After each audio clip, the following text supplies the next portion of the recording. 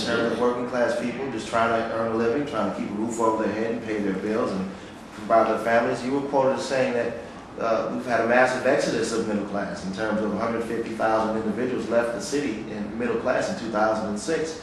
Elaborate on that a little bit in terms of what you would do to keep these people here, to keep this city more affordable for the working people. Well, I think if you look, and that's not my number, that number came from the Drum Major Institute, which looked at the numbers in 2006 and said, wow, look at the middle class exodus from New York City. And those were good during good times. These aren't in the tough financial times. These were in much better times. People being priced out of the city of New York. It is rent that continues to go up. It's property taxes, assessments, water bills, sales tax. You can just go down the list. Rise in fines, fees, and penalties and tickets. All of these things help to push the middle class out of the city of New York. Rising costs, the lack of affordable housing, low, moderate, middle-income housing across the city of New York drives people out. So all of these things, you start to put it together. That's when you start to see the reasons for middle-class New Yorkers leaving. You know, we looked before and done our own study a few years ago, and it was probably back in looking at 2005. You were looking at a huge number of people who were making between $40,000 and $60,000, $40,000 and $70,000 who were leaving the city of New York. They were moving out, and a larger than the population portion of that were African Americans. They were leaving and going to places like Atlanta and North Carolina and South Carolina, where they also felt that there was more opportunity and they could get more for the dollars that they were earning. So in terms of the middle class, I think this is a crucial, I mean, you're definitely going after a lot of the middle class votes.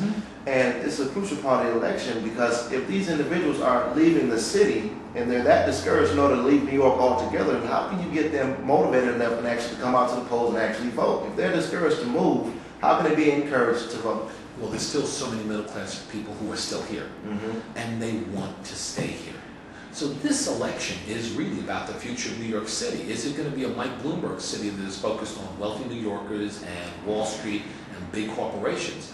Or is this going to be about middle class New Yorkers and working New Yorkers and smaller businesses and those who are self-employed? Those are the choices right now that we're looking at in this election. Is it going to be about a very few wealthy New Yorkers, or is it going to be about the other 95% of us? I think that's what this election's about. So now, we teach financial literacy within our company.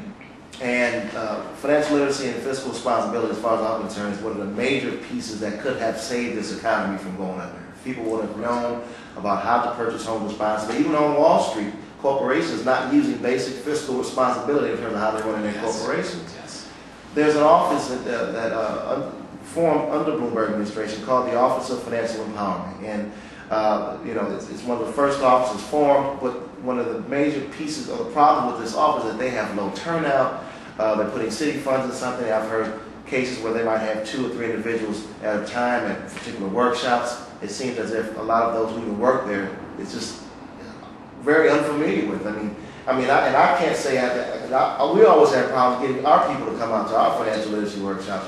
One, what would you do? What sort of systems or initiatives or programs would you like to create in order to get this information out to the people of the city of New York? Well, you know, one of the things, and you talk about the office, and I've barely heard of the office. I've heard of it, but very little. Right.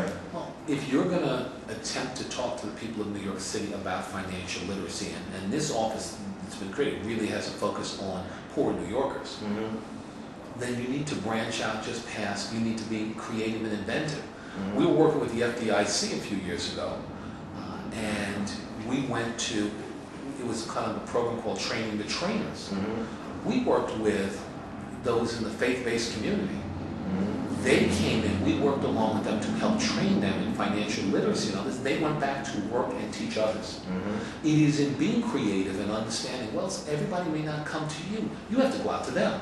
And it's not just saying, here's a workshop, but creating other ways to have those workshops happen. If you looked at banking development districts, where we put money in bank branches to open bank branches in underserved neighborhoods, the trade-off was a few things: mortgages, small business loans, but also part of the trade-off was financial literacy workshops.